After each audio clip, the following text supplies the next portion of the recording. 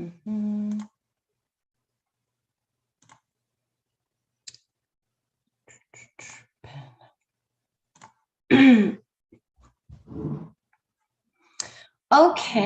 good morning, everybody on YouTube. How are you doing today? Hello, hello. Good to see you. Thank you for joining. This is Deep Ministries. Oh, and look, I'm live. Who knew about that? I did. Oh boy, Deep Ministries. And today is our, let's see, today is session 19. Session 19. Very exciting. We're covering, what are we doing today? Boundaries. Today we are doing boundaries, setting healthy boundaries with trustworthy and untrustworthy people. Good stuff. Just getting everything kind of situated here. So we can go live. Let's allow embedding. Here we go. Here we go. Julianne Thabi, where are you? Are you in Cape Town or in South Africa? I am curious.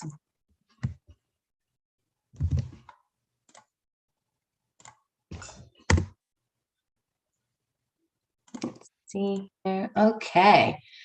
And we are almost live on our streaming page. Goodness gracious. I say this every single week, but I cannot wait until I have a technical team. Help. Good morning, everybody who's watching from our streaming page. Welcome to Deep Ministries. Hi, Karen. Thank you for joining us. So glad that you're able to make it. Today we are covering boundaries. But I'm going to go ahead and go live on the rest of our streaming platforms here. And lastly, on Insta. Good morning. Hi, everybody on Instagram. Welcome to Deep Ministries weekly live stream. I am Abby. One thing I found out in my in reviewing my my social media is that Facebook always is live, like 1 or 2 minutes before I realize it's live. And hi, Kimmy. Hey, Sonia. Hi, Carolee. So I'm sitting there going, Facebook isn't live yet. Facebook isn't live yet on actual Facebook, which is freaking hysterical to me anyway, because it's just so dirty. Hello, welcome to Deep Ministries. I am Abby Levine. Okay, we're going to get rolling. I know we're still waiting for some people to show up, but we're just going to start going because we have so much freaking stuff to cover today, y'all. Let me go ahead and record this. Recording in progress. Gee, I didn't know. I'm so glad you told me. Okay, so today our topic is how to set healthy boundaries with trustworthy and untrustworthy people. But if this is your first time tuning into our Deep Ministries live stream, let me just kind of give you a little bit of an idea about who I am and what we're doing here. Well, I said, and you can see, and it's on all of my profiles. So wherever you're watching this, you at least know that my name is Abby. Hey, Jules, welcome, sweetheart. So what is Deep Ministries? Deep Ministries is my nonprofit corporation. And we're basically separated into two main segments. Hi, Michelle. You totally need help with boundaries. Well then, babe, you are in the exact right place at the exact right time. And that doesn't surprise me at all. So Deep Ministries is essentially divided into two parts. One part is purely education. So DEEP stands for Divine Evolutionary Path. And the Divine Evolutionary Path are the simple steps that anybody can take very practical steps to move you to your highest, most evolved life of ease and abundance. So, we're covering things like dissolving poverty mentality, how to manage your emotions, how to gain self-mastery, how to, what's track 4? Unwinding limiting beliefs and patterns and ancestral stuff, right? Childhood stuff. And then we've got track 5, which is, hey, Brisa, long time no see. Track 5 is, what's track 5 again? I forget. We've got raising whole children, and we have becoming a light leader / warrior. We have healthy, loving relationships, and then we have health, something to do with health. I don't know what it's going to be called yet, but so these are all of the tracks that I'm going to be teaching over time. So every single Sunday, I do a free stream just to teach. Hey, Jules, you made it. Just to teach the philosophy of Deep Ministries, because I truly believe that, and I've been told that everybody needs to have access to this information. Everybody comes to healing from different perspectives and in different parts of their journey, right? But not everybody is ready to take the steps that it requires in order to live your most evolved life. Some of these steps are scary. Some of them are hard. Some of them require you having to sink into a level of goodness that you have never been able to receive before. And how hard it is to be able to do that. Right. So that's the education part of Deep Ministries. It's a global mission. It's my love letter to the world.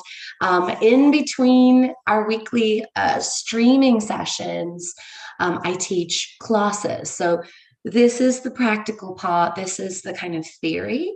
And then during the week, we do the actual healing. We do the actual work. And those are free too. I accept donations for those, but that's literally just my gift, my contribution to the world. And then the other part of Deep Ministries is our on the ground practical initiatives. So we have an initiative that we're working towards right now, which is Abby's House, which is very exciting. It is building transitional homes. Hi, Crystal. Good morning. Building transitional homes for children who are aging out of foster care and for homeless children. So we're fundraising for that. Very exciting. I'm in the middle of grant writing season, so I'm like knee deep in my computer, if that's possible. But you catch my drift. Anyways, I'm so deep in applying for grants. It's grant season. Most grants have to be in by the 1st of June, grant applications, and I'm applying for like 12. So it's like a lot, which is awesome. Hi, Cassell. I'm so glad you could join live. It's awesome. Welcome, welcome, welcome. But there's some really cool stuff happening. Tiff, one of my best friends, her church is actually associated with 14 foster care families. And those kids are all graduating and emancipating from foster care in May. So she's going to connect with the church, even though Abby's House is not up and running yet. She's going to connect with the church, and they have a meeting about it on Monday, and she's going to find out what we can do for these kids that are aging out. Can I do some workshops? Can we do some like healing? Can we maybe real quick throw together some kind of accommodation for them so that they won't be homeless, so that they have somewhere to go? Collect some stuff, that they might need, do some job training, do some job placement, whatever we can do to help these kids. And we're beginning. It starts. It's so exciting. I'm so excited. It's so awesome. So, okay. So back to the education portion. Right now, if you are just joining us for the first time, we are right in the middle of track 1. Track 1 is dissolving poverty mindset. I'm not going to go super deep into it because there's lots of stuff that we have covered. Hi, Miss Jen. I love you. Miss you, babe. Michelle, yes, there is. There absolutely is a Deep Ministries website. It is deepministries.org. deepministries.org, and then / Abby's house will keep you up to date with everything that's going with our homes for emancipating foster kids. We're going to have fundraisers. We have our launch party coming up. The date is yet undecided because I set the date, but where I want to host the thingamajigger, our launch party, she can't do that date. So we're negotiating. I want it there. Like I'm decided. So the date is a little in flux, but it's going to be in the first couple weeks of September. So just stay tuned for that. It's exciting. So we're in the middle. Hi, Jen. Good morning. We're in the middle of hi, Shelly. Good to see you, sweet girl, of our trust module. Okay, because in order to be able to fully surrender to a life of ease, evolution, humongous wealth, you have to be able to trust. You have to be able to trust some kind of divine power, some kind of something outside of you. You need to be able to trust other people because you don't live in a void, and you need to be able to trust yourself. So we're at the tail end of the trusting others module. We have cleared out. We've done these in classes, and our classes are in the midst of being imported to our system. So they'll be available soon for the replays. So we're in the midst of the trusting others module. We cleared out violations where other people have violated our trust. We've noticed and made lists of red flags and pinned them in our minds. We've noticed and made lists of green flags and pinned those in our minds. And now, hey, cat. I have 2 cats now. Well, welcome 2 times.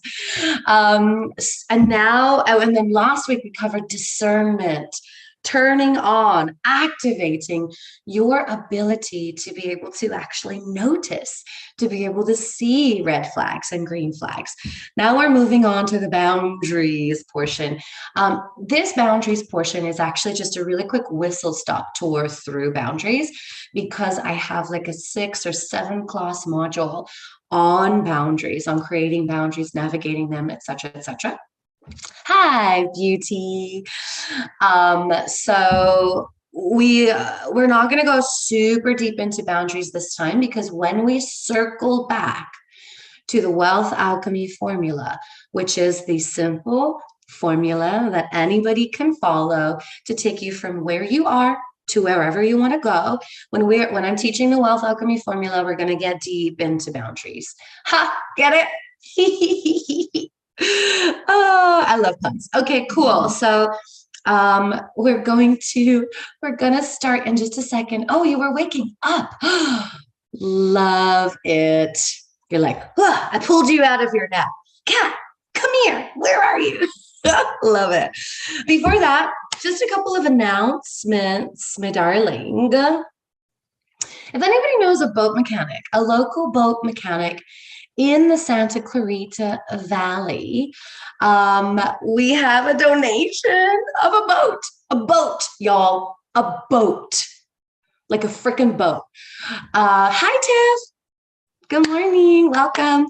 So, but it needs a little work. We're going to be auctioning it off at our launch party. So if you know a boat mechanic in Santa Clarita, please connect me. A warm contact would be awesome, because I'd love to negotiate some of the costs, since this is for a nonprofit. I'd love to maybe pay half and then pay the other half once we've actually auctioned off the boat. Merch is coming soon. So excited for merch. The classes, I mentioned it just a minute ago, but the classes are being, so much love. Classes are being imported this week, next week. And hi, Lena, welcome. So what does that mean for you? That means that you're going to be able to finally Oh, goodness gracious. For those of you who've been so patient, thank you. The classes are finally going to be able to be available via replay. And guess what? We are importing the first two tracks that we're importing are track one, which is dissolving poverty mindset and building an abundance mindset, and magic school, which means that if you have been wanting to learn hypnosis, if you've been wanting to learn neurolinguistic programming, intercommunication, Reiki healing, if you've been wanting to learn any of the healing practices that I can do, animal communication, communicating with inanimate objects, channeling, talking to your angel team, all of it is going to be available for a donation. This was the come to Jesus moment that I had to have with God like a few weeks ago. Some of you read my post. But yeah, you know, when I launched Magic School, it was $10,000. $10,000. Now he wants me to offer it for a donation. So we had to, you know, get into sync with that. And it took a little moment or two, but we're so complete.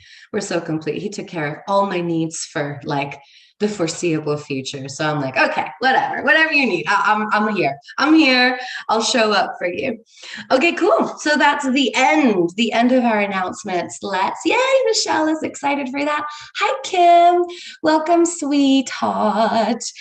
Good to see you. Okay, so let's go ahead and jump into our teaching for today, which is boundaries, setting healthy boundaries with trustworthy and untrustworthy people. Okay, so let's talk specifically about trusting others, right? Most of the time that we don't trust others is because they violated our boundaries or our sovereignty, right? It's because they stepped over a line that was there, a line of respect or a line of, just like general humanity. And sometimes it's not even like that harsh, but that like really disintegrates our trust. So, you know, once we clear out all of those situations where people have violated our trust and we want to actually start rebuilding boundaries and healthy relationships with trustworthy people, now we start to practice setting healthy boundaries. Oh, shoot. I forgot to talk about the blood moon. It's a blood moon today. But we're going to talk about it afterwards because we already kind of launched into boundaries, and I don't want to interrupt my flow even more than I just did right then. So I'm going to make a note of it here to talk about blood moon. Let's see. Cat. Yep.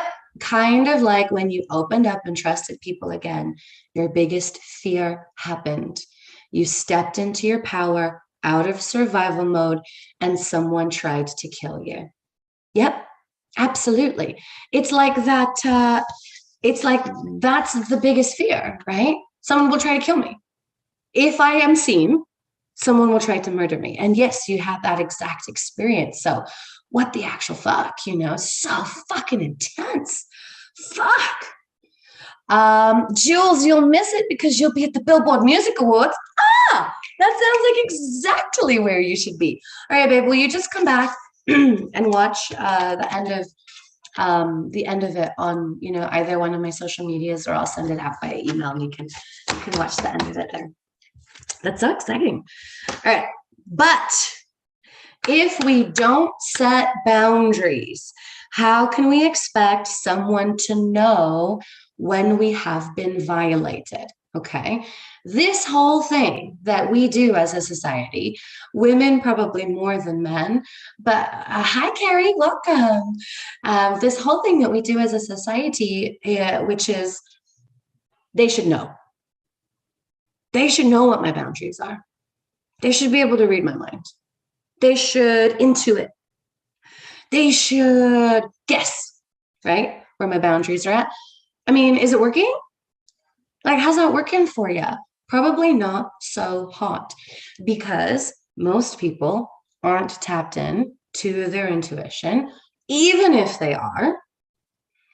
Humanity's design is to push to the edges of people's boundaries. That is just the way that humans were created, not out of malice, not out of, I'm so happy you can make it, not out of just being a dick, but just like that is our makeup, that is our programming to push people to the edges of our boundaries. So, whose job is it to set boundaries? Is it mine? Is it my job to set boundaries for you? Or is it your parents? Your mom's? Is it your mom's job? Yes. Yes, that's right. Carry ourselves, crystal hours. I love it. Is it the person who doesn't know where your boundaries are? Is it their job to set boundaries for you? No, right? They're not going to be able to. We just mentioned they don't know. They can't intuit. They might not be tapped in. Julie says, some things are basic though, right? Shelly says, mine. And nope. That's right. Hi, Mara. Welcome, sweetheart. Like if you have an interview at 2 and you're there on time and the interviewer doesn't show up till 4, shouldn't they know to be on time or let you know that they will be late? Well, Jules, that's a really interesting question, right? Because your question is, some things are basic. Yeah, some things are basic. Some things are basic respect, right? Don't punch someone unless you have just cause. Treat people with respect. Don't treat me like a piece of shit, right? Like there are some basic boundaries that you would hope that people would know. If you schedule a time to interview me, be there on time, right? That's just kind of like a no-brainer. But boundaries are not about what is the social standard. Boundaries are not about what is acceptable according to what other people say. Boundaries have nothing to do with someone else. Boundaries are 100% what is okay with me. What is okay with me and what is not okay with me. Okay? And you know why? Because some people like being hit. Anybody seen Fight Club? Like there's a whole club about it, right? Some people have a kink about it, right? Like, and there's no judgment or there's no shame, but society might say, hi, Marvin. Society might say, don't punch people. Hey, Mara, you found me over here now. And you might be fine with it. Society might say cheating is bad, but what about if you're in an open relationship? Like, what about if you're, like that's your agreement? Then it's not cheating. You know what I mean? Like boundaries have nothing to do with anybody else outside of you and everything to do with what does work for you and what doesn't work for you. Exactly. Kat said it. Boundaries are what is acceptable to you.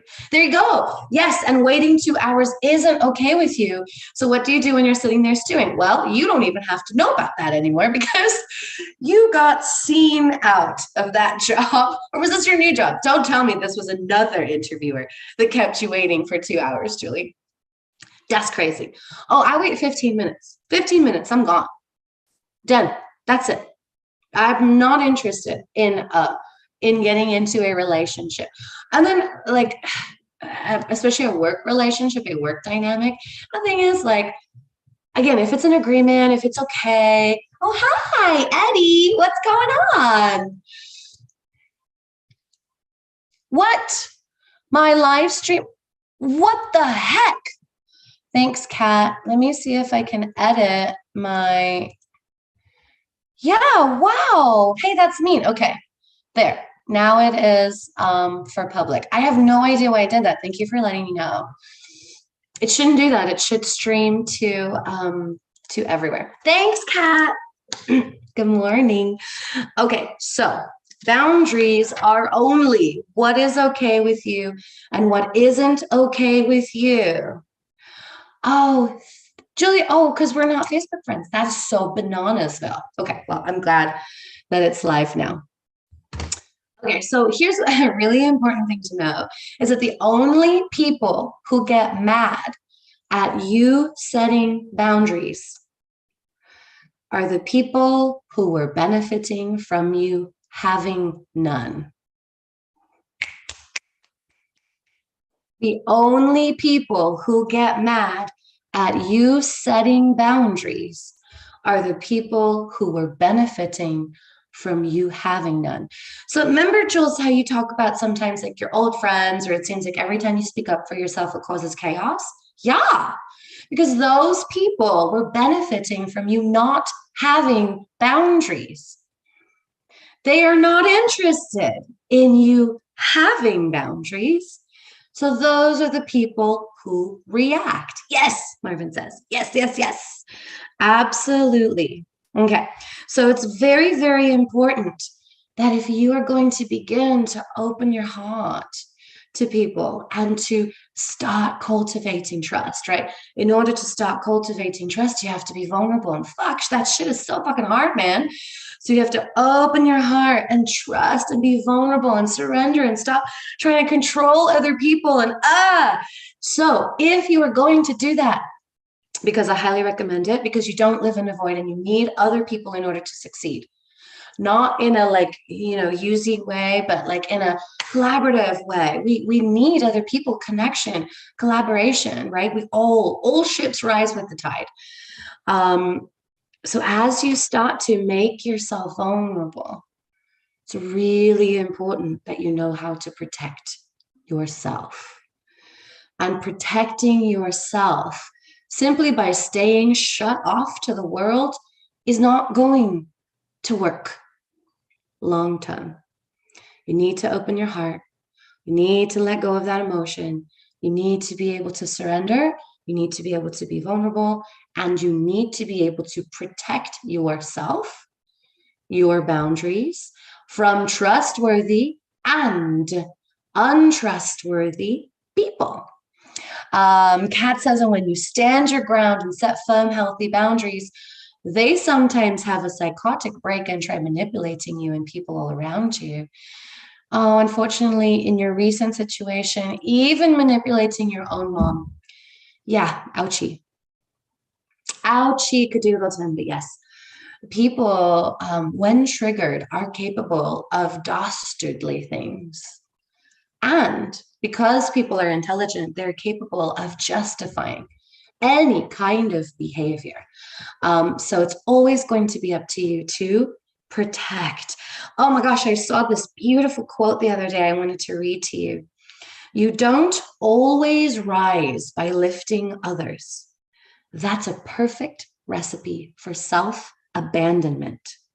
You rise by prioritizing your alignment with your heart, so that when you happen to lift others, it comes from a heart-centered generosity rather than social coercion or self-depletion.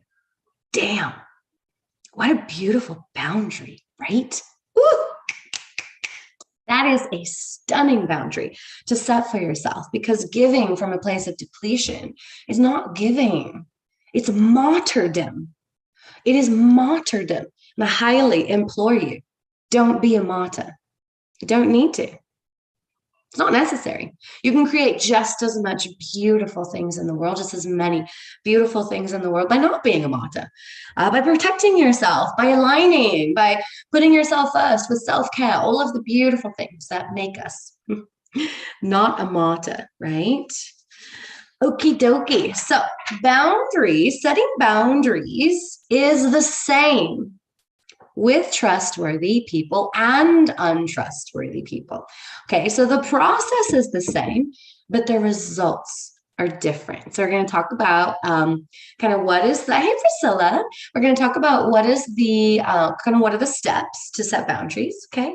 And then we're going to talk about kind of a little bit of the difference between what you can expect with trustworthy people and untrustworthy people. Okay, step one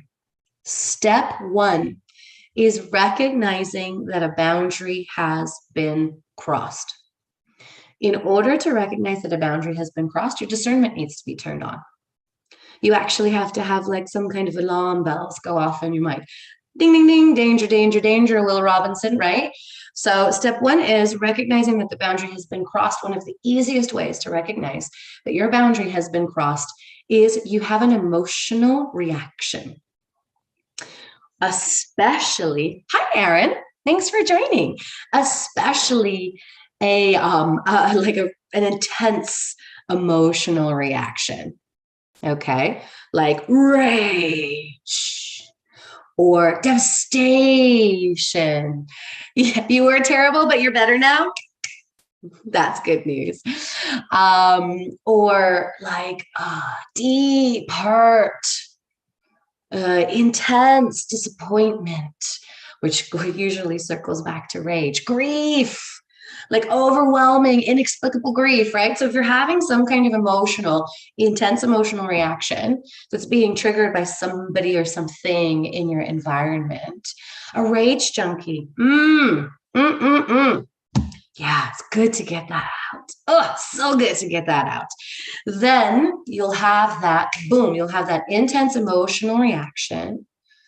And that will clue you into the fact that you have had a boundary crossed. Okay, next, step two. Oh, Eddie says he's very familiar with those. Is that like a rage reaction, Eddie, or is that just noticing when your boundary has been crossed? Or probably both, huh? Yeah, probably both, I bet. Yeah. Step two is take a step back. Take a step back, take a breath. Separate yourself from the trigger. If the trigger is a person, walk out, leave the room, put the phone down. Be like, I'm having a thing. Oh, both. Yeah. Yeah, I'm having a thing. Can I call you back? Give me just a sec. I gotta leave. I gotta get out of here. Okay, just separate from the trigger, because then you've got to work through the emotions. You have to be able to notice, what was the boundary? Have you communicated that boundary before? Or was it an assumption that you made? You'll tell me later about your experience ceremony. Ooh, okay, I want to hear all about that. Yeah, tell me. Yes. You need to know if you've communicated the boundary before so that you know where to set the level of consequences. Like if there have been some open, very honest, authentic, raw conversations about where boundaries are, and boundaries are crossed, the consequences of that are going to be stronger than if you've actually never set any kind of boundary. Does that make sense? Are you with me? Because punishing someone for crossing a boundary that you haven't communicated is actually emotional coercion. Okay, so we don't want to get sucked into emotional coercion behavior. And Kat says, please make sure you stand firm when they project their trauma onto you and use gaslighting to get you to doubt your reality. Oh yeah. We go deep into that in the boundaries module, but we're going to touch on that. That hits home, right?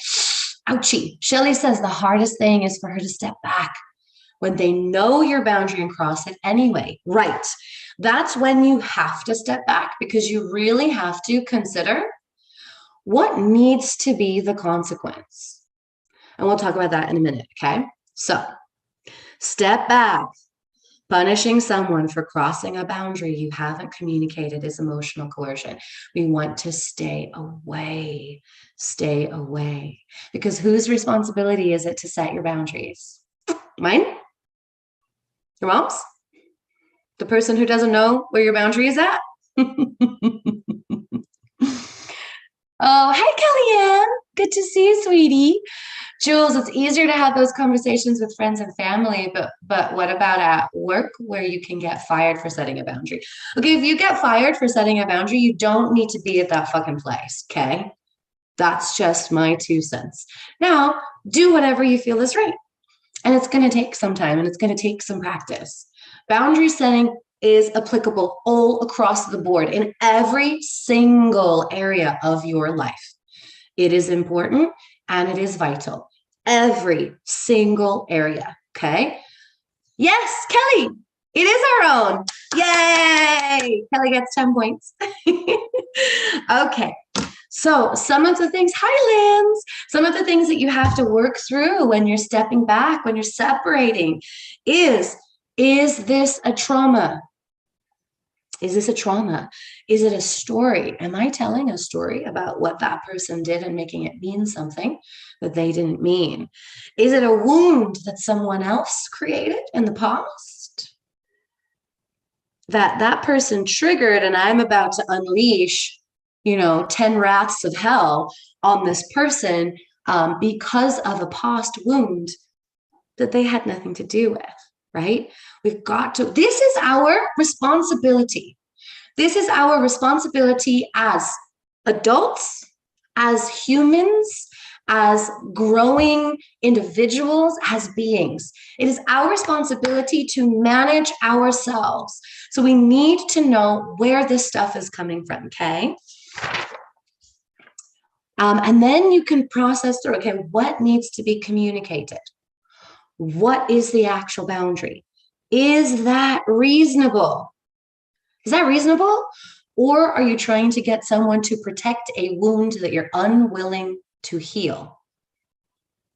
Or are you trying to get someone to protect a wound because you're making it their job to heal? Okay? What's reasonable? What's unreasonable? The only thing that's reasonable is to set a boundary. Okay? Can't control people, can't make them do anything, can't make them heal. Us, it's nobody else's job, just ours. Okay?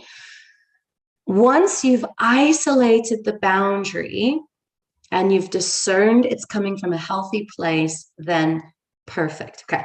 Just an example, right? Like, let's say that you, like your partner is an addict.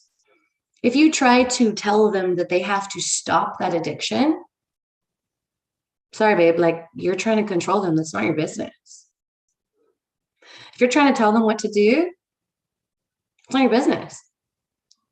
If you're trying to emotionally manipulate them or coerce them to be what you think they should be, even if the thing that you think they should be is way better than where they actually are, tough shit. That's not your business. It is not your business to try to control, change, or manipulate people, whether you do it overtly or covertly with emotional manipulation. The reason I can speak to this so deeply is because I myself have been guilty of this, okay? I know it intimately.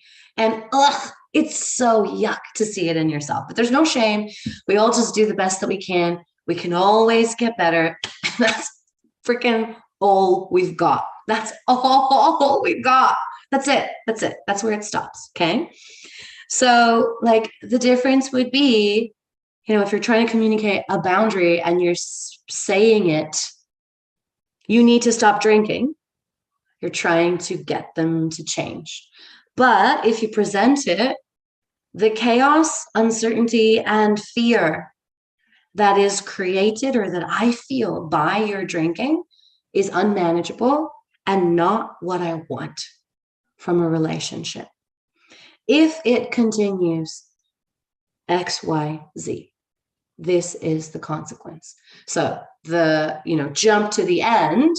If it continues, I cannot stay in this relationship. So that would be you setting a boundary and expressing the consequence. Crystal, what if setting boundaries for yourself forces the other person to change? My darling, although you are powerful, you are not God.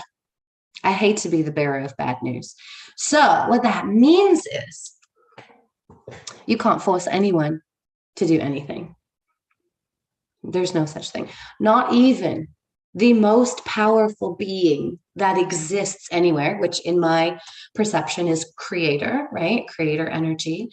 Not even creator will force anyone to change because of the divine law of free will.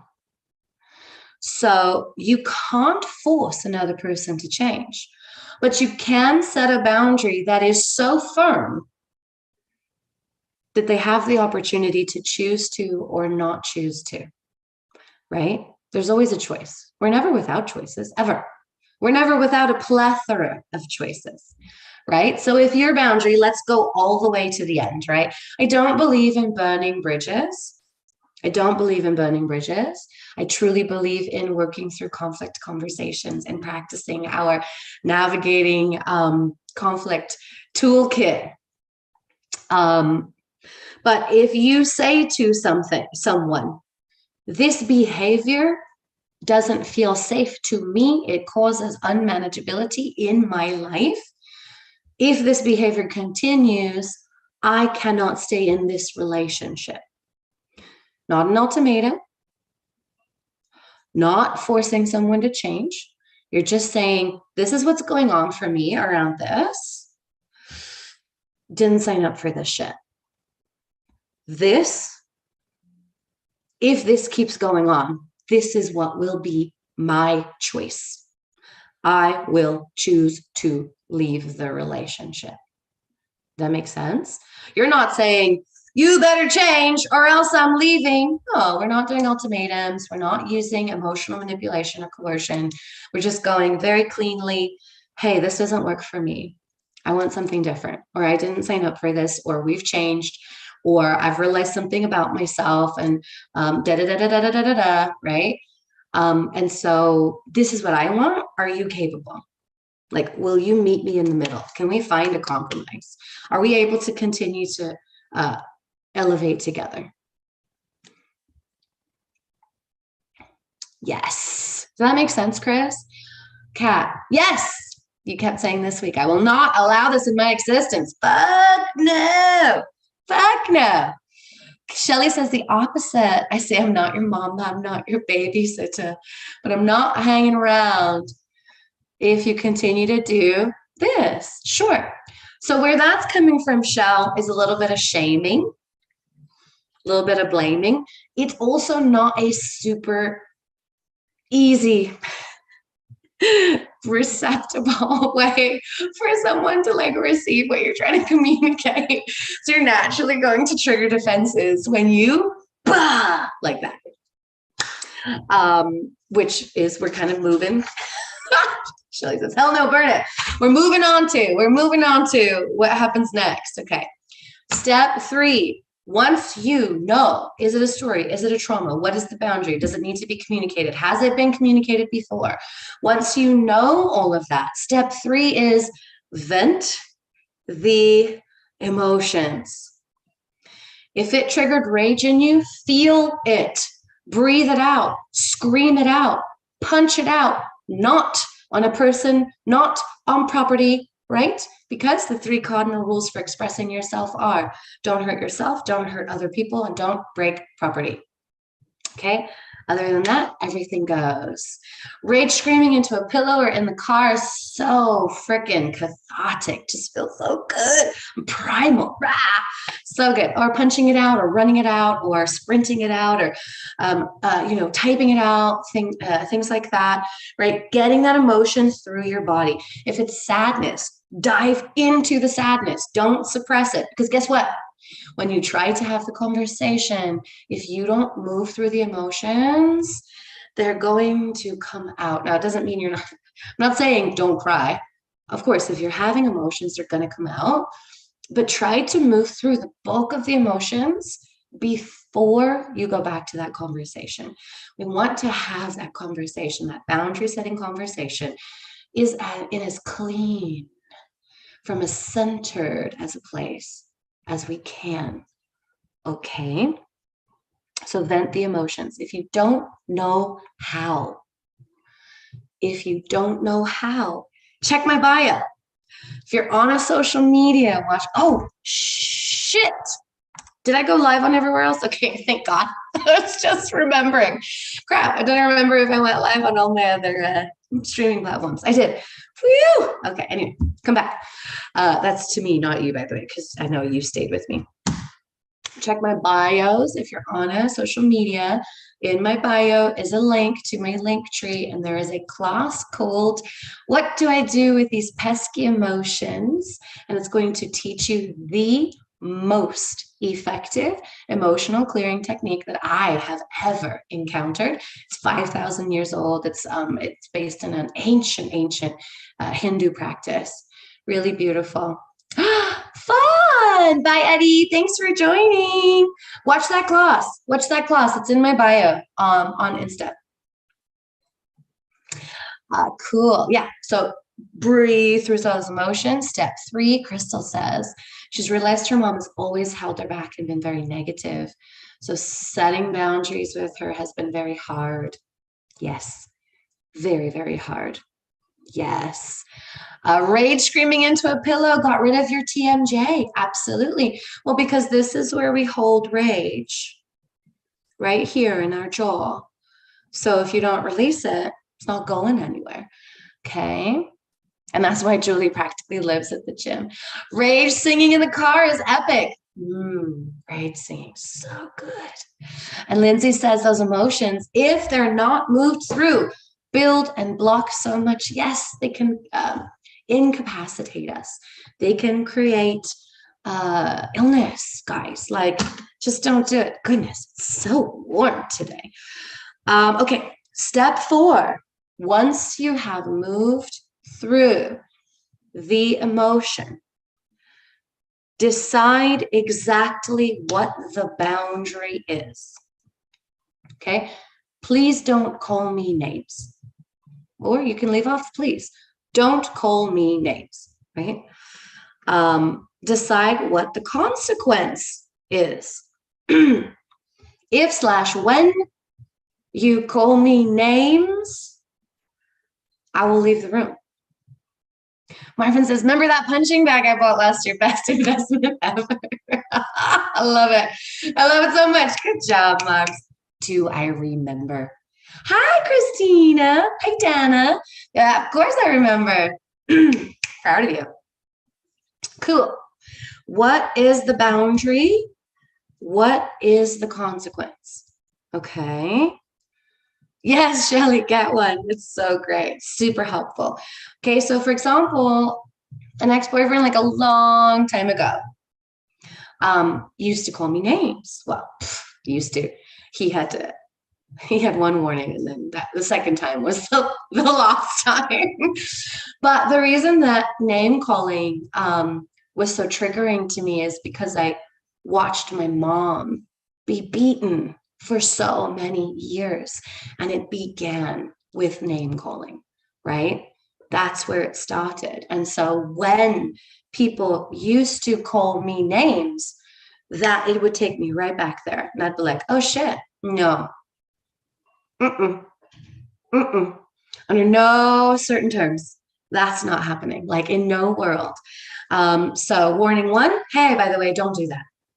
The consequence is you will no longer see this face anymore. And, oh, sorry. Well, I'm so sorry. I didn't realize, my friends and I call each other names all the time and That's nice. It's cool. I understand that people are comfortable with it. I'm not one of them. Please don't do that. And the second time, boom, I was out of there because no, especially not if accompanied by anger that's directed at me. It's just not going to fly. But decide what the boundary is and what the consequence is, right? Again, I don't recommend going for burning bridges. I don't recommend taking off. And the reason I don't recommend that is because you're actually avoiding the practice of setting boundaries. Unless it's abuse. Absolutely. There are some things that are one and done. But you can't decide for someone else what their boundary is. Like you can't say unless it's abuse for anyone except for you. Do you know what I mean? It's not your job to decide what someone else's boundary is. Right? So someone else is okay with abuse. You can't say, don't be okay with that. Does that make sense? Yeah. Your boundary depends on you, not what is societally acceptable or what your friends say or what your parents say or anything like that. Julie, what if you set the boundary and they burn the bridge? Okay, bye. Bye, Felicia. Yeah, okay. Like, you're really uncomfortable. Like you were getting a lot from me not having boundaries that like I set a boundary and you're like, see ya. No.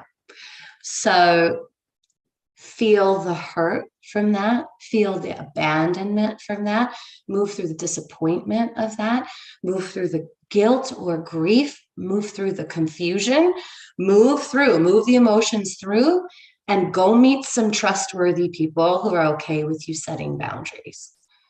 That's what you do. Cool. Okay. So once you have decided what your boundary is and what the consequences are, it's time to begin to communicate that with the other person. Now, I do want to mention something. When we talk about discerning whether your boundary is coming from trauma or truth, that is for you, not for them. Okay? You need to know if your boundary is coming from trauma or truth, because if it's coming from trauma, you want to look at healing that trauma. You want to look at working on it. If it's coming from truth, there's nothing to be done. But no matter whether your boundary is coming from trauma or truth, it is still important to practice setting the boundary. And you can set the boundary because you have every right to have that boundary, unless you are manipulating, unless you're trying to get that other person to change. Don't do it. Don't do it. You can set the boundary and you can work on healing your trauma at the same time. As you heal your trauma, as you let go of those emotions, as you work through that stuff, your boundaries are going to naturally fluctuate. They're going to come in a little bit. They won't be so far out there. You won't have everybody at like arm's length, right? You'll be able to kind of let that boundary come in and in, but only as your trauma heals. Okay, step 5. In the most calm, centered way possible, express your boundaries as specifically as you can. And if the violation is, there's a certain threshold.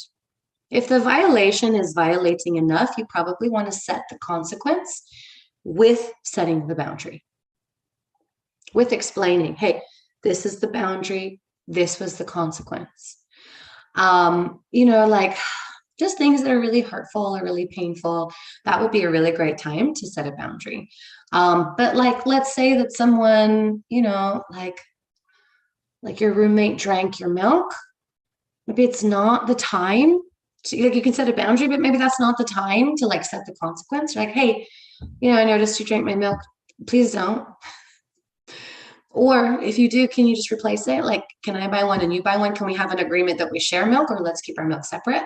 Right? Like, it's not a boundary, but maybe not to the point of, if you do that again, this is what's going to happen. I'm going to add it onto your rent. Like, maybe it's not time for that consequence just yet, but maybe the second time, yeah, hey, by the way, I asked you once to stop doing that and you didn't. So I'm gonna take it. Like, if you're renting from, I'm gonna take it off my rent, or I'm gonna add it to your rent. Something like that, So it'll be up to you. Does it feel like it's time to specify the consequence? Does it feel violating enough that they need to know what's going to happen? If you are tempted to cut and run when that thing happens, that would absolutely be the time to express the consequence. If you were like, nope, I'm done with this shit, that would be the time to express, if this happens again, like, this is what's going to happen. Kat says, I would have been so proud how calm and collected she was while voicing her boundaries and the consequences while being screamed at and abused. The more completely calm she was, the more enraged they became, and the more abusive when you reiterated the boundaries. Good work. Is this a new person or an old person? Or, yeah, that's amazing. Because, well, here's the thing. The calmer you are, the more they see themselves reflected. And it enrages the person. What the fuck? Boo. Not okay. It makes me real mad when people who hold themselves as teachers can't hold themselves well enough to receive and accept boundaries, because that is very damaging, because you turn your trust over to a teacher. That makes me mad, real mad. That crosses one of my boundaries. However, not my circus, not my monkeys. In the olden days, I would have been like, on the warpath, let me at her. Let me tell her about herself. Now I'm like, okay, well, people are going to do what they're going to do, and I don't have control over anyone but myself. But unacceptable. Oh, hi, person. Is that Anna? No, a different person? What's her name? Sydney. Hi, Sydney. Thanks for joining. Unacceptable. Ooh. Boo. Boo. I have trauma around this because I've been violated by a spiritual teacher also. And she tried to, like, literally demolish my business. I mean, tried, because come on now, how powerful do you think you are? But yeah, it was like not cool. So yeah, I have my own ish around that. Okay. So when you are expressing your boundary, do it in the most calm, centered way possible, as specifically as you can. Jules left the church because of that. Oh, thanks, Sydney. I'm so happy that you're here, babe. Welcome, welcome, welcome. You don't put up with that shit, Kay. Cool.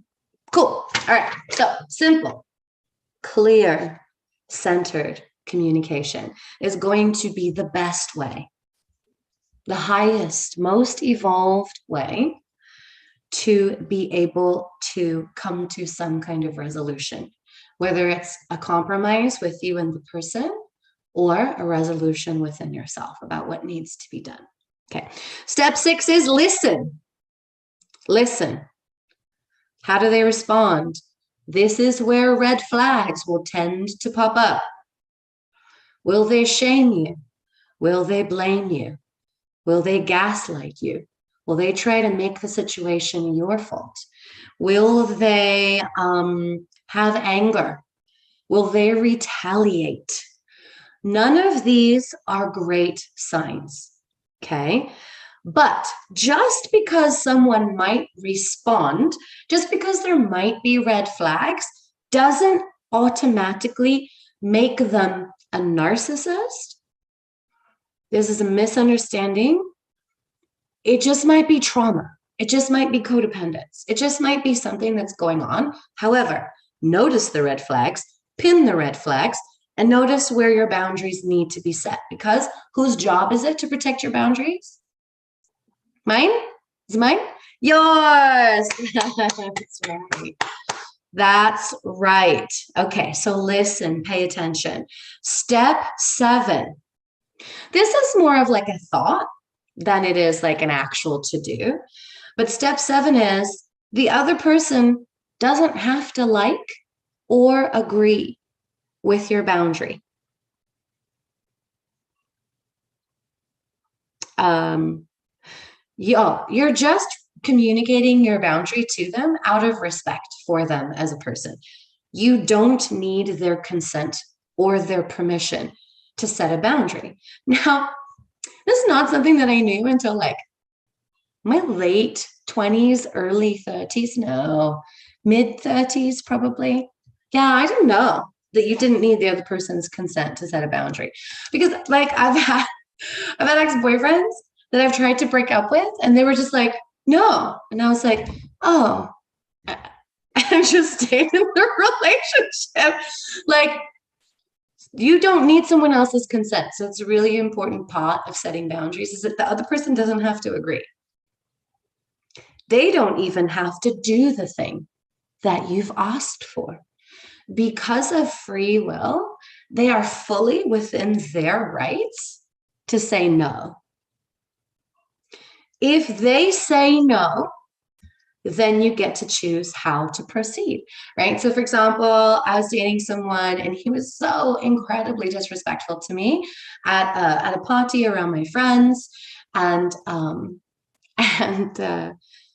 later after the party, I was like, okay, so please don't do that again. Please don't do this. Don't do that. Like like this is my boundary. Like this, I felt really disrespected by this. And he said, no, nope, I won't be controlled. You can't make me, you can't control me. It's not your job. I don't want to overanalyze everything I'm saying or doing. He's like, where does it end? And I was like, oh boy, okay. Got it. So then I had to make a choice, right? And I started by not bringing him around my friends anymore. And then it escalated from there. So, and then we weren't dating for very much longer. Right? But the other person doesn't have to like it and they don't have to agree. That's the point. They can choose not to respect your boundary, but then it's back to you. Okay, then what's next? What's my next boundary? What's the next consequence? Like, what's the consequence? Right? And then step 8 is when the boundary is crossed again, follow through with the consequences. When the boundary is crossed again, follow through with the consequences. This, by the way, is the most crucial step of the entire process.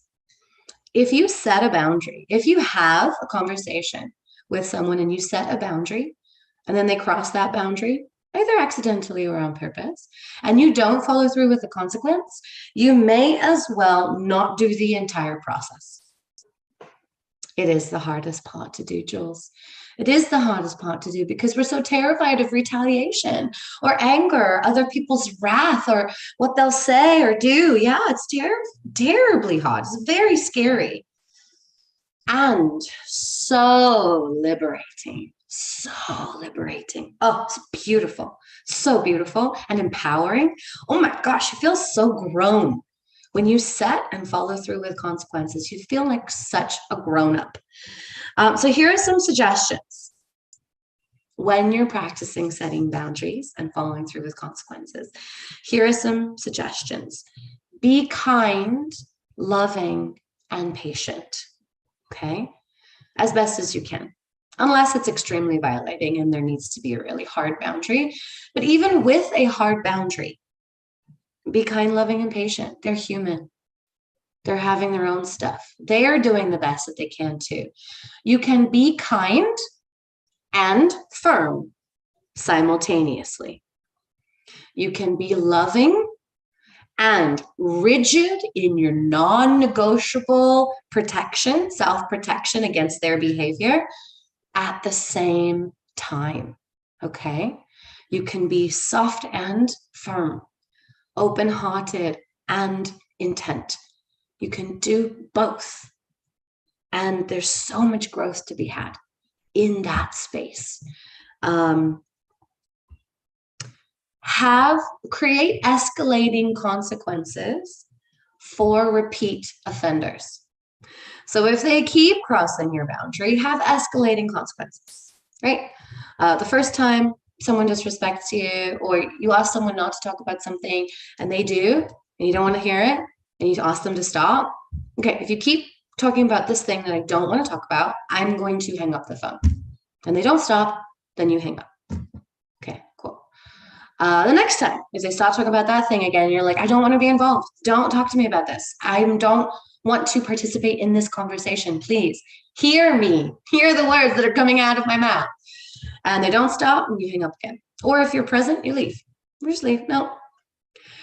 Then maybe the next escalation would be you wait a little bit before you talk to them again. Protect yourself. Keep yourself safe, right? Not from an emotional manipulation point of view, but from like a practical, it's only your job to keep you safe.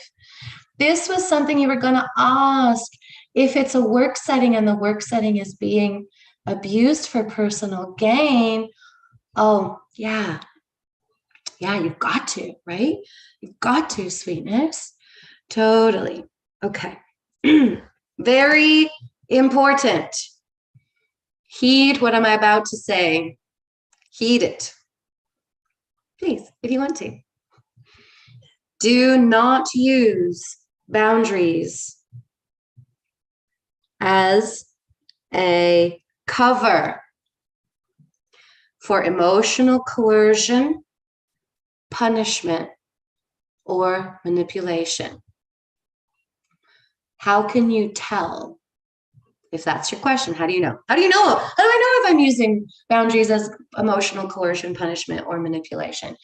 If you are trying to get to the other person to do a thing that has nothing to do with you and everything to do with them, that is emotional manipulation. Saying, please don't talk to me like that is just respect, right? Just asking for respect. But saying, you shouldn't talk to people like that and then using boundaries or punishment for them talking to other people in a certain manner. Emotional coercion, manipulation, punishment, not awesome. Not awesome. Okay, and then a couple comments here. You told her your health, safety, security, peace, your business, and ability to make money are all affected by being attacked. What the? She told you it was your fault because you were allowing it to happen? And you were allowing it to happen because you're in a lower vibrational frequency? Right. They definitely, yeah. That's toxic positivity. It's an unwillingness to allow people to have some kind of thing other than high vibration. Especially if you're afraid of retaliation. When you follow through, there's no better reinforcement to knowing you're standing in your power. Yes, an all love and light person. Fuck, man. We're in a blood Scorpio full moon. There is practically no love and light to be found right now. Shit. Gosh. Oh, Scorpio. Oh, I fucking love Scorpio. But it's deep, man. It's all the death. It's the darkness. It's the shadow. It's the icky. It's the unlovable parts. It's the parts that have bleeding, oozing wounds, abscesses, septicemia, bleeding black blood, stinky. It's those parts of us that are coming out right now to be seen, to be loved, to be nurtured, to be healed and released. Yeah, she can enjoy her tower moment. I mean, she's not going to get very far. Like, unfortunately, she just won't. Like, toxic positivity doesn't work Hey, by the way, spiritual people can usually see through toxic positivity. Like it feels icky, it feels out of alignment when you don't allow yourself to be human, when you don't allow others to be human. People won't stick around. Okay, more important things. It is vital that you follow through with the every time a boundary is crossed, even with trustworthy people. Every time a boundary is crossed, you need to follow through. And follow through, like we talked about, is so important, because if you don't, the entire process is meaningless. Okay, let's talk about real quick the difference between how trustworthy people act and how untrustworthy people act. Oh, she told you should not be stepping into the healer role because you're a student. Well, yeah, healers and teachers are forever student. Oh, so she's got a God complex. That's what you meant by her tower moment. She is like, oh boy. Ugh.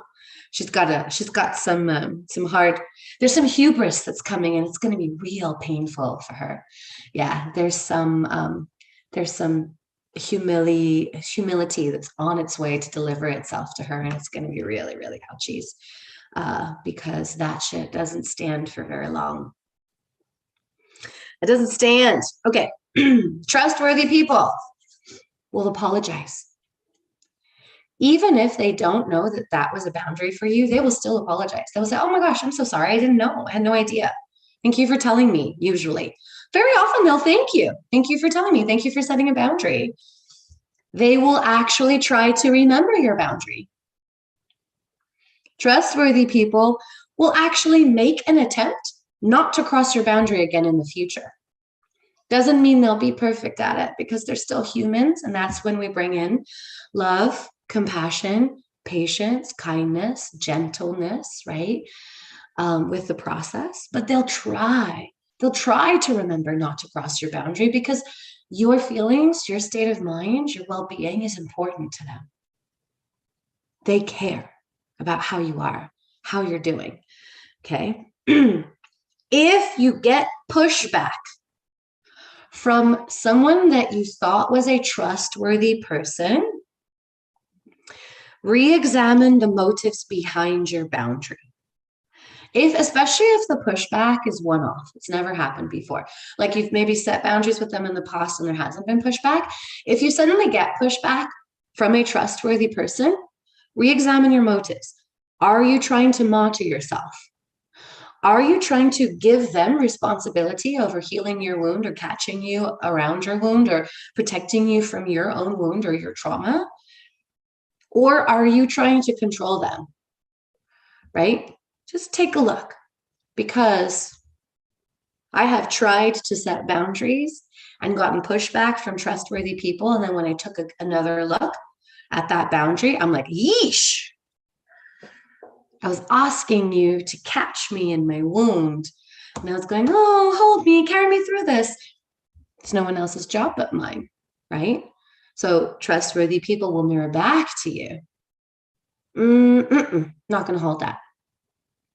With love and light, but still. Untrustworthy people will gaslight. If anybody hasn't heard of gaslighting, it essentially at the basis is takes what you are saying, flips it on you, and finds a way to make it your fault.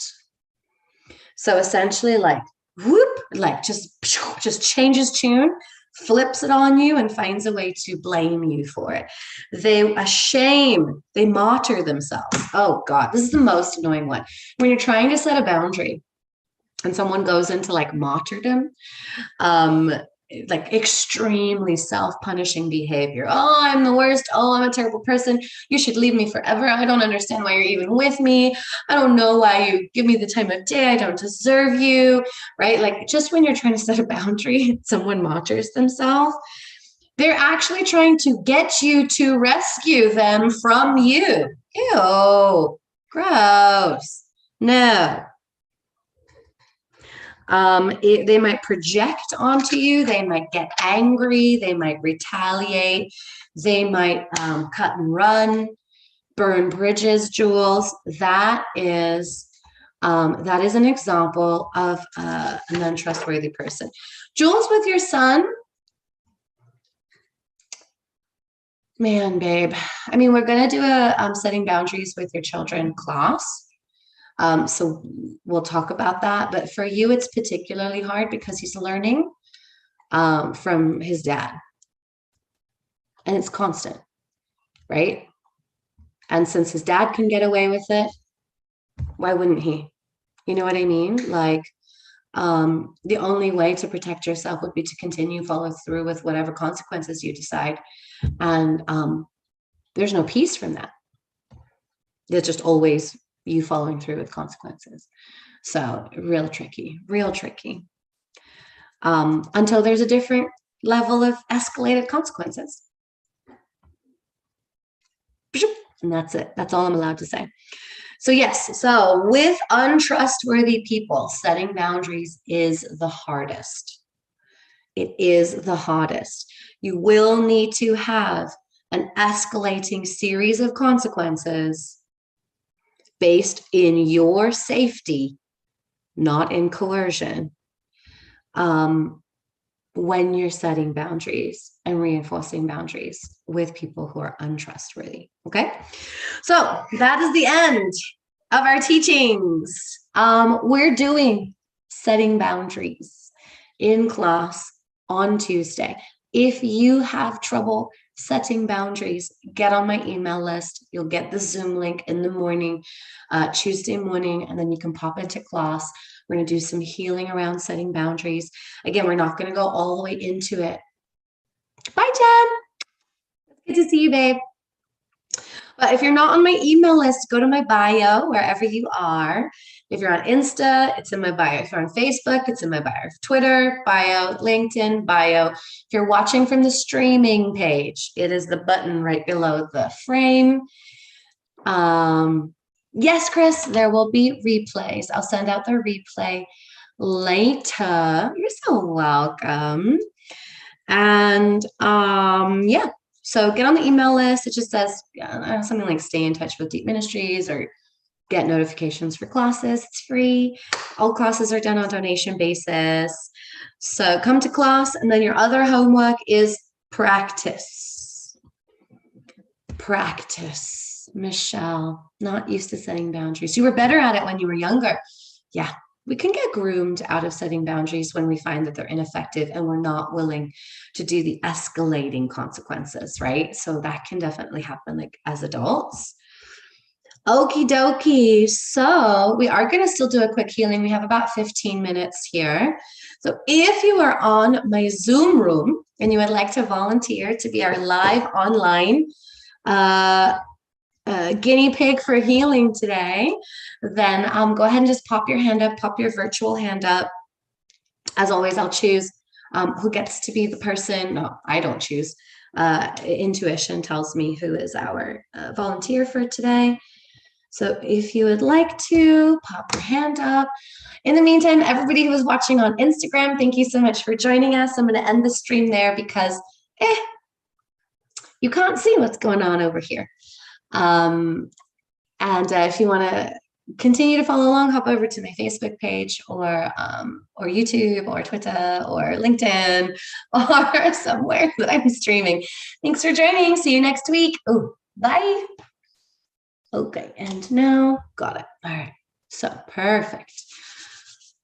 Oh, thanks, Kat. Okay, in the meantime, take some nice deep cleansing breaths. Yes, Michelle, you're on my email list, I believe, so you should get a email in your inbox, and it has a link to the Zoom room. In the meantime, as long as you're not driving, take some nice deep cleansing breaths. Open up your heart center. That door that's over the center of your chest, just open it up.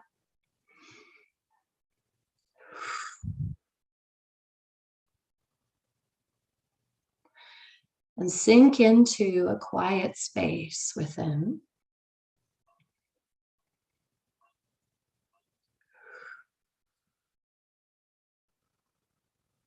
Open up your ears, open up your brain. And if you don't know how to do that, just tell your ears, open. Tell your brain, listen. Because this is your mantra for this week. I give myself permission to hold myself and honor my boundaries. Disrespect on any level is simply unacceptable.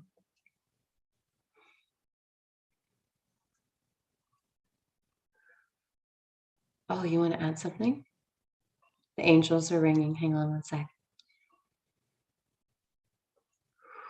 I practice kindness around myself. I honor the tender parts of me above the feelings and emotional reactions of others. Thank you. That was beautiful. Anything else? Okay, cool.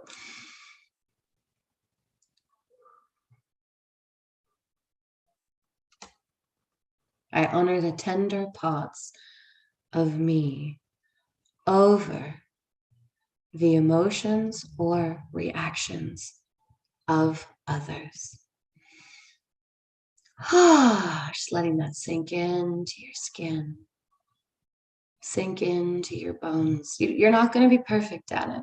Nobody is looking for perfection, but we're just looking to begin to take some steps to honor yourself and set those boundaries.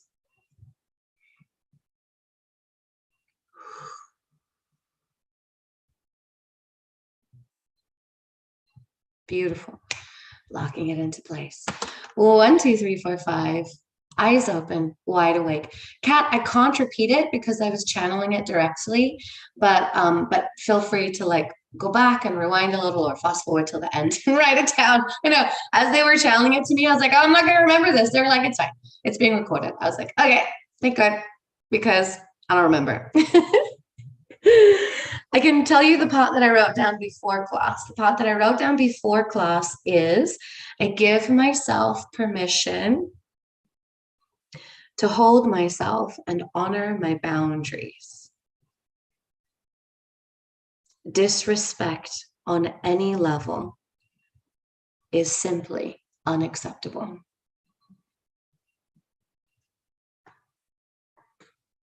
And then something about something, tender pots. Yeah. If anybody wrote it down while I was saying it, feel free to post it in either the comments or wherever. Oh, that'd be great. All righty. Okay, well, Miss Kat, you're our only volunteer, so it's all you, baby. I'm going to unmute you and pin you next to me. Add pin. Cool. Hi, girl. So some major triggers this week. Yeah, I'm really proud of how I handled it though. Like before, I could feel all the emotions coming up, but I stayed calm and collective and just set firm boundaries the way that you do with everyone. And it's wonderful to see because I'm like, oh, I'm allowed to do that. Yes. Yes. The easiest way to learn is to watch someone else do it. And then it almost gives you like unconscious permission. Oh, yeah. She did it with me. She does it with them. Oh, that means that it's okay. I can do it too. Yes, beautiful. I'm also proud of you because I can perceive how incredibly triggering that would have been in order for you to have that experience right when you are beginning to rise again. But it does make sense because I noticed you got a little quiet and the QR code stopped for a few days. They had to stop because I was being attacked by demonic entities, which I haven't dealt with in years. And have you watched my protection class? No, I didn't realize you had one. Yeah, I do. I'll send it to you. If I forget, will you ping me? Yeah. And it'll be Tuesday because that'll be back when I'm back in the office. Okay. Oh, you know what? Are you on my Instagram? Oh, you're on Facebook. It's in my Facebook bio. You can get to my protection class from my Facebook bio. So yeah, I'm going to be doing another one in, where are we? In June, I'm going to be doing another one because there's lots of energetic attacks going on. So Yeah. I'm going to be doing kind of level 2. But so you've been going through energetic attacks.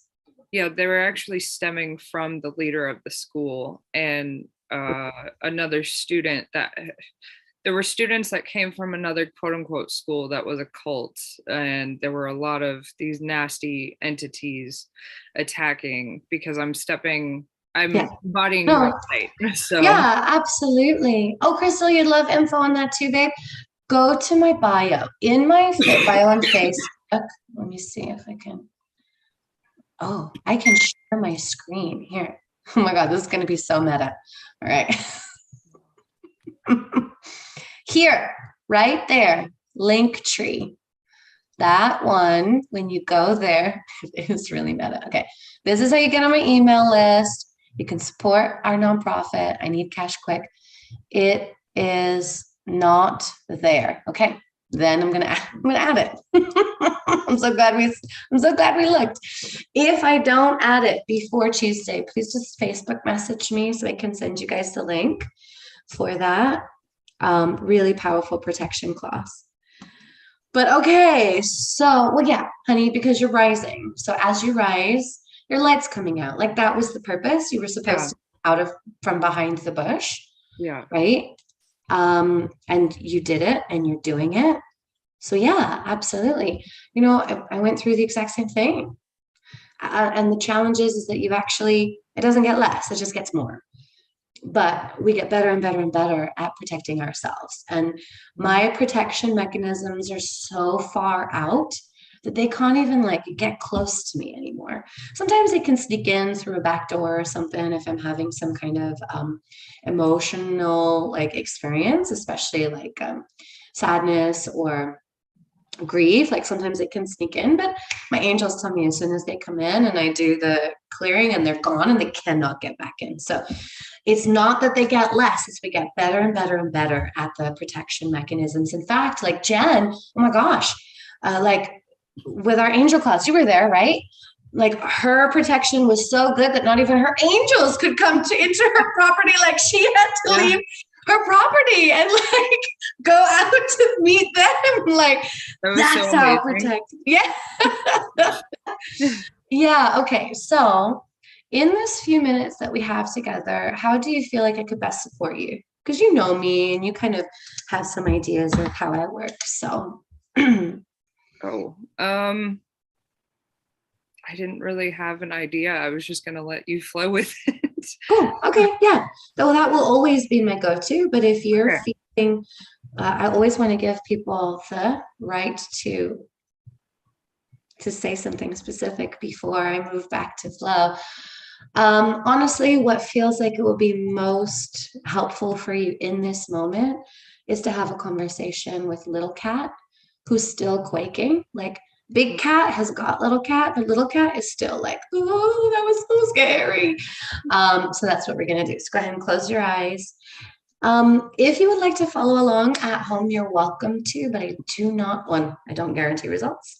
Two, if you have a really emotional response, I'm not going to be there to help you through that. So I don't always recommend it, but very much welcome to at your own risk there. Okay, take some nice deep cleansing breaths. Open your heart. Your heart is like so cement, thing, rails, iron, doors, those special ones in like special agent movies. So yeah, because that was a really unsafe experience. So let's bring in like a golden light energy that completely melts, just melts through all of that protection. No, defense. While that is happening, let's ask your angels to position themselves around you so that they can protect you while your heart is open and vulnerable. There we go. Good job. I feel like I should go to that safe space that you taught me to do. Yeah, beautiful. I'll count you from 3 down to 0. And from now on, I want you to keep your eyes closed until I ask you to open them. 3, 2, 1, 0. But feel free to have open communication because you're very tapped into yourself. Good. Okay, now it feels safe to let that melt. Let all the way through melt, all the way through to those inner doors that are still closed. Yeah, good.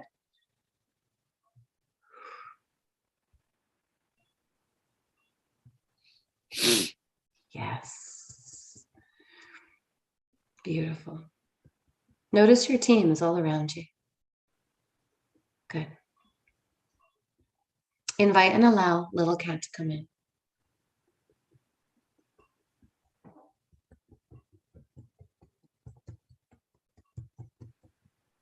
Oh, she is upset. Yes. Oh, she is angry. Okay. So just hold a space. Just hold a space for her. Let her fully express and communicate. And for anyone who's wondering why I'm tapping myself, since I'm holding space for Kat, I'm actually helping her facilitate moving some of this energy through her body and through her energy field. You don't have to, honey. I can hold space for you. You can focus on the process.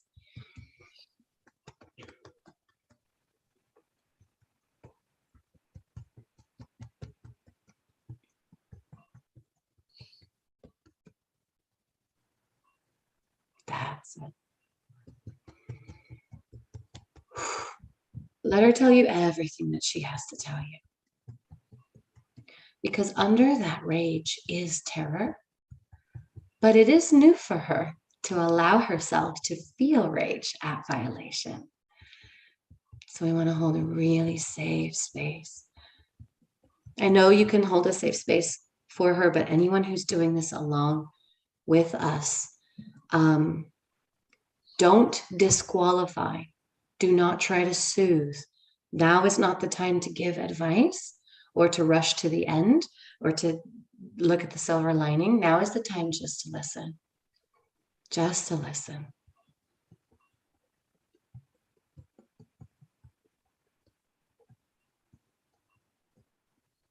I feel like I'm still holding on to the rage because it's protecting me from feeling just terror. You have to feel all of them. So breathe. It's there. Yeah, breathe it in and out of your mouth. That's how you can hold space for her, is that move it through your body. Oh, she would like to go to the rage room. So go take her to a little rage room. Let's imagine that there's some kind of protective casing around the rage room. For me, it's like impenetrable rubber so that none of the bad juju will affect anyone outside and it gets allowed to fully express. So take her to a rage room, give her a nice protective casing, and let her frickin' lose her shit. She might want to do some things. She might want to burn some shit down. She might want to cause havoc or break mountains. Like whatever she wants to do, annihilate. Just let her play it out. The best way I can describe it is the energy when you see people with telekinetic powers on whatever they show us, just everything completely being destroyed by the emotions. Beautiful. I love it. Like Jean Grey. Yes. Yeah. Boom. Do it. Phoenix it out. Let her. And then once she's destroyed everything, bring more stuff and then let her destroy that. And then bring more stuff and let her destroy that until she is done.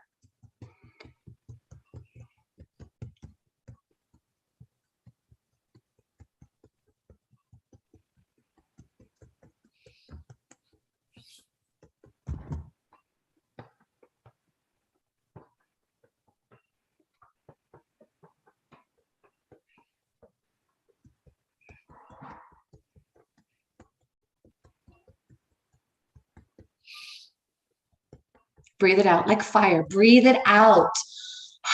It's getting trapped in your throat. Like white hot fire, like a Bunsen flame. There it is. There it is. Breathe it out. Because it's like black sticky stuff, but as soon as it gets into your throat, it gets hardened into like lava rock. We need to keep it moving through your body so it moves out of your mouth. Good.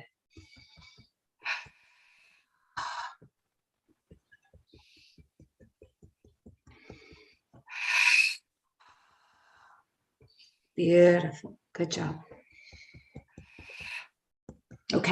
So she's going through something where she's wanting to bring up all the violations. We simply don't have all the time for that today.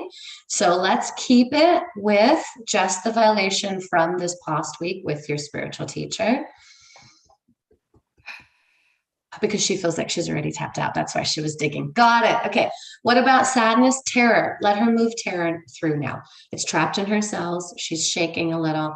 Let's just feel it, move it through. Good, good, good, good, good.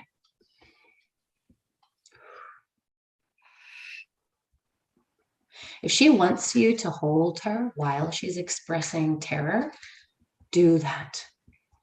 If she wants you to hold her and then your team to hold you, do that. If she wants God to hold your team and creator to hold God, if she needs to feel all of the levels of spiritual safety, like whatever she needs, just allow that to happen.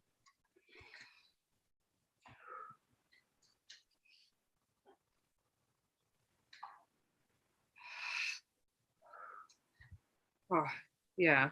Feeling so exhausted. I'm sure.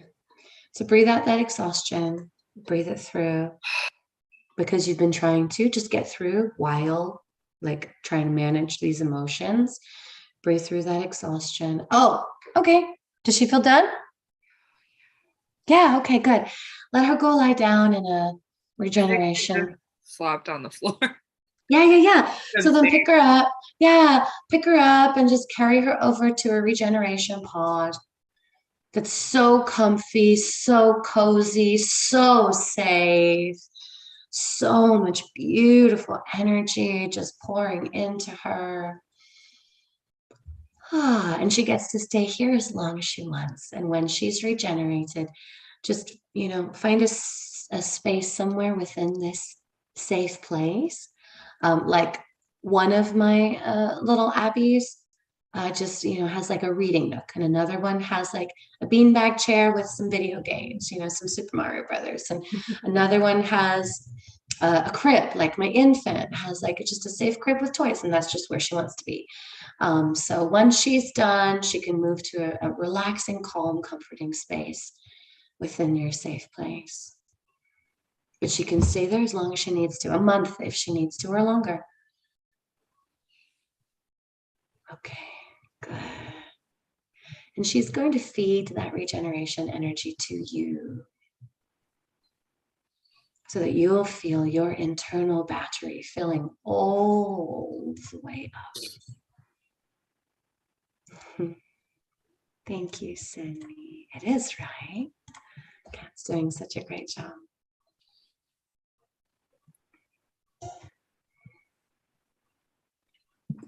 Ooh, that was nice. Yeah. All right, sweetheart. And then coming back to the body, back to the room. 1, 2, 3, 4, 5. Eyes open, wide awake, and alert. Oh, that rage was just such a knot in my chest. Yeah. Rage is one of the least comfortable emotions. It's the one. Anger is one of the only emotions that men are allowed to feel, but they're not allowed to feel it too much. Women are not supposed to feel anger at all. So when we have rage triggered, it feels very unsafe for us to express it. And so it gets tangled up in our body. It gets trapped in our cells. Rage, self-loathing, and it tends to turn into autoimmune disorders and things. Yeah. Right. So I had fibromyalgia and osteoarthritis. I was bedridden for years and have healed myself of that. Yeah. So that's why I tried to lead by example and show people what's possible to take back their power and not be helpless and drugged up by big pharma. So beautiful. So beautiful. Thank you so much, Miss Kat. Thank you. For being our volunteer today. I love you so much. Thank you. I love you. I'm so proud of you. You're doing so good. Thank you. Beautiful. Thank you. Keep us posted. Let us know how you do. Always. Thank you, love. You're welcome. Damn. That was so good. So that's something that we don't allow for ourselves to do, right? I just spoke to it, but we don't allow ourselves to feel and express emotion. If we don't allow ourselves to feel and express emotion, it's never going to come out. We have this idea, we're taught by society that if we simply ignore it, it will magically disappear. And no, it does not. It stays deep within our unconscious mind and it festers and it grows and it gets moldy and maggoty. And it comes out in unsuspecting ways like addictions or control or, compulsions or all kinds of other things, right? And it's simply not the way that we were designed to be. We were designed to live our most healthy, lit up, evolved lives. That is our divine right to exist. So I highly recommend that when you have emotions come up, you experience releasing them. If you don't know how, I have a class. It's on my link tree. It is called "What Do I Do with These Pesky Emotions?" And it will walk you out. Banged my elbow. It will walk you through one of the most powerful emotional healing techniques. So those emotions that are buried and suppressed will be gone forever. Thank you, Kat. Anybody who takes this class is like, that was life-changing. And I'm like, I know. I do not exaggerate. I don't. There's no need to. When this shit is as powerful as it is, I don't need to exaggerate. I can just speak straight truth, and it is accurate. Thank you so much for joining us today. I'm so happy that you were here. We'll be back next week. I'm guessing we'll be talking about something to do with trust or boundaries, but I haven't been told yet. But we're working in money mindset. That's what we're working on right now. So we'll see you next Sunday. Hopefully, I'll see you for class on Tuesday, or I'll send out the replay later on in the day. But have an amazing Sunday, everybody. So much love to you. Love, love, love. Mwah, mwah, mwah, mwah, mwah, mwah. So many kisses. Oh my God. Today is the full blood moon. It is a full moon. It is an eclipse. It is an eclipse in Scorpio. It is Mercury retrograde. Please, tenderness, kindness, care. Plant the seeds of your intentions. Get that shitty stuff out of your body. Whatever you're ready to release, let it the fuck go. Let it go. Just like, Ilsa, let it go. It's time. And in the meantime, I'll be seeing you.